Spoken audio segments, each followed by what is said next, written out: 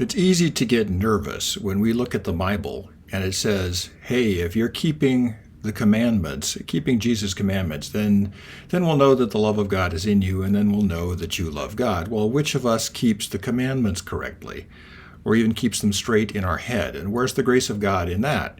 And so when we read a passage like 1 John 2, 3 through 6, it talks about, it basically affirms those who keep the commandments, or at least in English.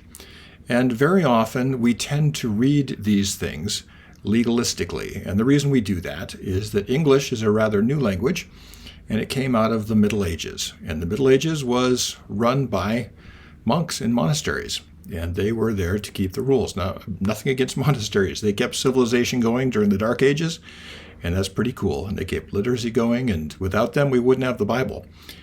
But the truth is, they saw things more legalistically, and so keeping the commandments became something which came from the Greek. Now, the Greek word is en telos, commandment.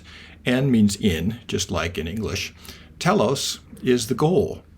Think of telescope or television, what you're pointing at, that end goal. And tereo is to keep, or to watch, or to pay attention to, or to keep in mind.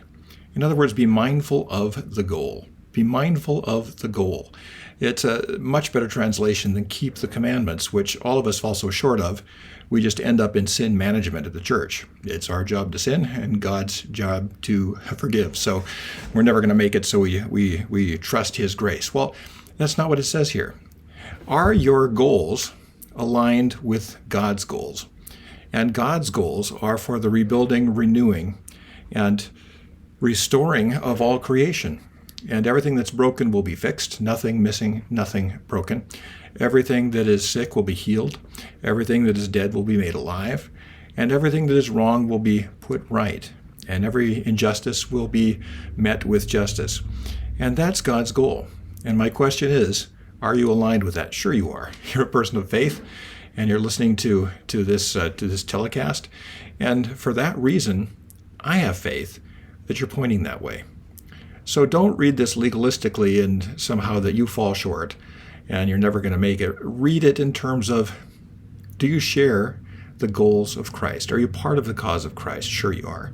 But keep affirming that every single day. Ask yourself, are my goals lined up with God's goals? And we'll stay on track that way, and we'll stay on track together. That's the good news for today, and I'll talk to you again tomorrow.